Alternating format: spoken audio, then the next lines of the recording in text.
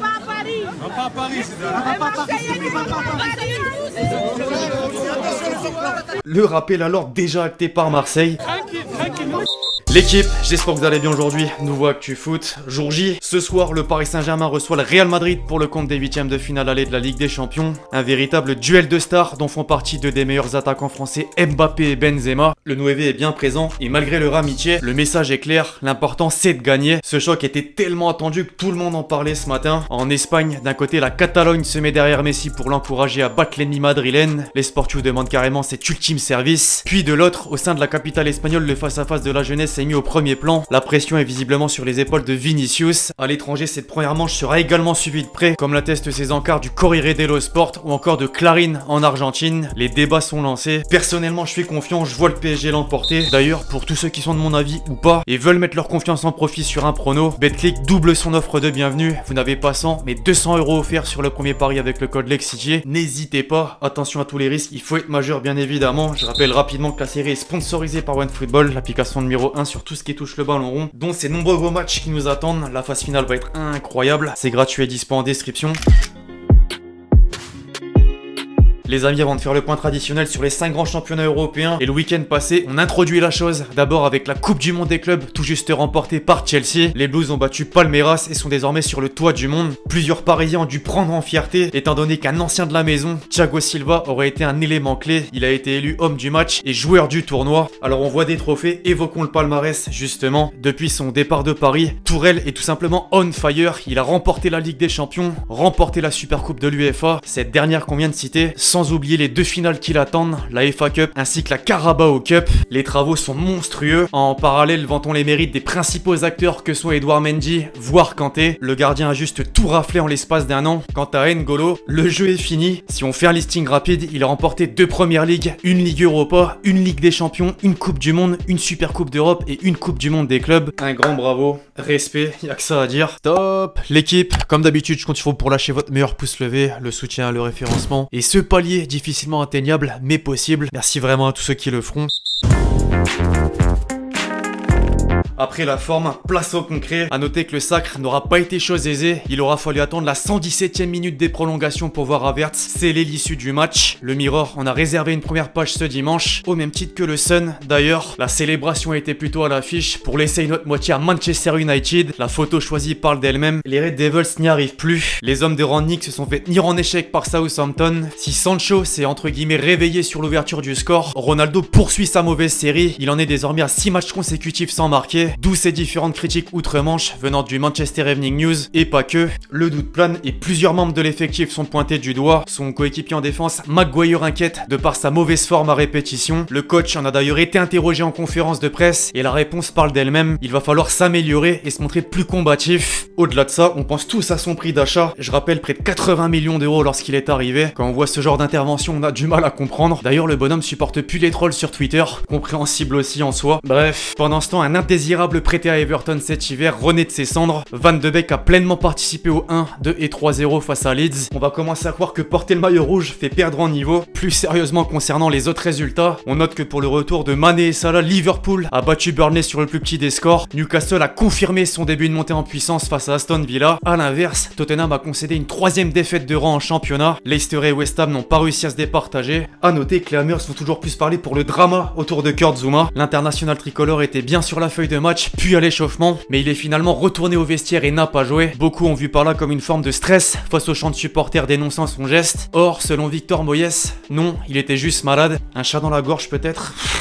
Elle était facile celle-ci. Afin de boucler la boucle, aucun problème pour Manchester City qui a écrasé Norwich 4-0. Sterling a pris un 9, logique. Le triplé pour celui qui n'avait pas encore marqué en 2022. Les Citizens confortent leur fauteuil de leader. 3 points séparent le premier du dauphin Liverpool. Et en bas de tableau, les Rich Magpies sortent de la zone rouge. L'argent fait déjà la différence. Au passage, aparté sur ce sujet, je suis tombé sur un article intéressant à propos des revenus de diffusion de la Première Ligue et un nouveau record vient d'être battu. Pour la première fois de l'histoire, les droits TV à l'étranger vont rapporter plus que les droits TV locaux, c'est-à-dire plus de 5 milliards de livres. Hallucinant, on est d'accord. Tant qu'on y est, il y a quelques jours, je relayais cette information selon laquelle Nasser était en passe de boucler un contrat record pour la C1. C'est confirmé, tout simplement, par de nombreux médias interposés. 15 milliards d'euros seront reversés aux différents clubs entre 2024 et 2027. La Super League en sueur.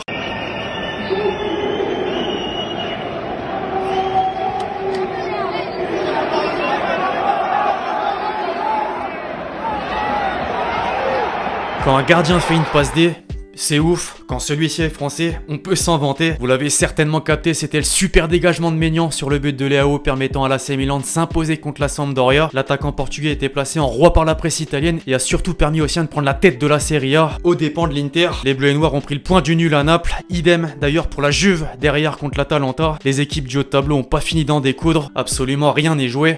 C'est passionnant.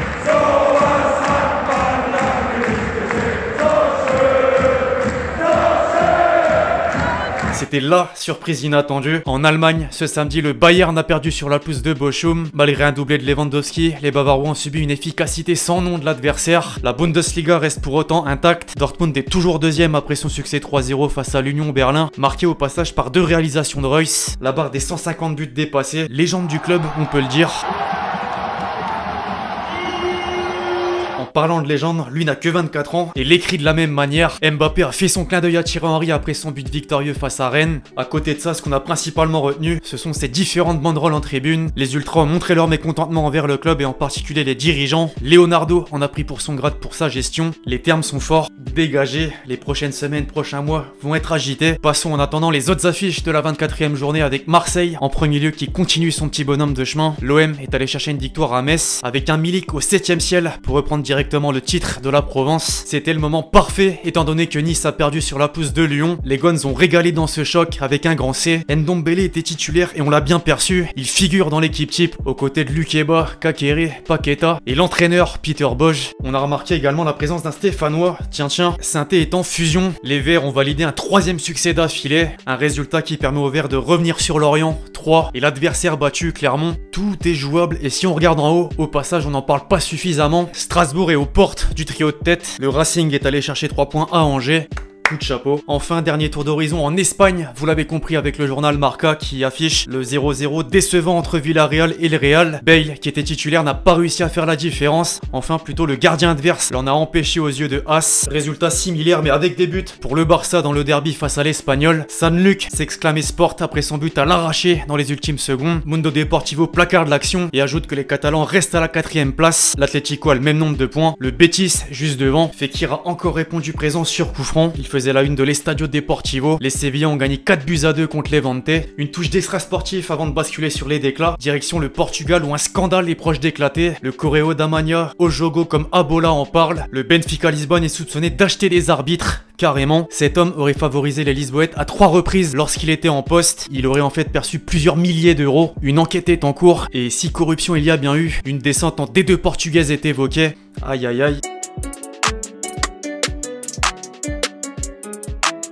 Venons-en aux quelques paroles rapportées par 2 Parisiens. D'abord Hakimi qui s'est confié dans les colonnes de Marca, ancien madrilène, journal madrilène. Voilà ce qu'il a dit, je cite: le joueur qui m'a particulièrement surpris c'est Verratti. Même s'il est sous pression, il reste calme, il garde le ballon, c'est impossible de lui enlever. La qualité des attaquants est évidente, mais voir Marco en personne est un plaisir. Il y a de quoi. Les supporters du Parc des Princes nous soutiennent toujours dans les moments clés. Ça se remarque en Ligue 1, mais aussi en Ligue des Champions. Ils nous soutiennent très bien. La soirée de Ligue des Champions va être magique. Stade à guichet fermé d'ailleurs, c'est l'information du jour. Avec Mbappé, nous nous sommes très bien entendus dès le premier jour. Là, j'ai aussi un facteur, son avenir. Je lui souhaite le meilleur, c'est lui qui décidera. Profitons, nous avons encore plusieurs mois ensemble. Ensuite, nous verrons ce qui se passe. Personne ne va parler pour lui, à juste titre. À propos de Kiki, tenez, basculons sur Marquinhos qui était présent dans Téléfoot. Si Mbappé peut devenir le plus grand de l'histoire du PSG, oui, c'est l'un des plus grands déjà. Si je veux qu'il reste, bien sûr, c'est un joueur très important pour nous. Il le sent sur le terrain. Je ne sais pas sa décision aujourd'hui. Pareil, prolongé, j'espère. Mon envie c'est de rester. Je suis bien ici. J'ai encore de l'envie, de l'énergie pour amener le PSG le plus haut possible. Mon histoire n'est pas encore finie. J'espère qu'on va avoir un accord pour la prolongation.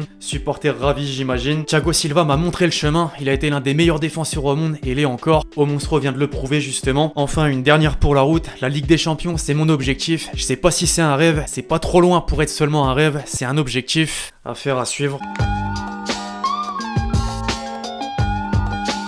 La question que vous m'avez posée dans les commentaires du dernier Actu Foot, selon toi, où sera Haaland cet été? Barça, Real, PSG? Difficile à dire, je pense que je vais en réserver une vidéo très prochainement. Dans la capitale française, il pourrait remplacer Mbappé, ce serait une bonne chose pour lui, comme pour le PSG. À Madrid, le problème c'est que Benzema occupe encore le poste. Et au Barça, bah, c'est finalement peut-être le meilleur choix possible. C'est mon avis, voilà. Second poteau, Pavard.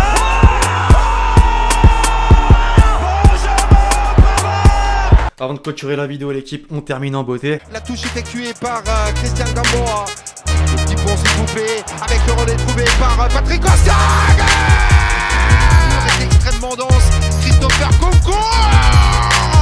Et c'est bon. Quiñones con el buen centro al área. Bigón llegaba. André Pierre. Fekir. Avec son pied gauche, c'est parti Fekir. Ça va au bout.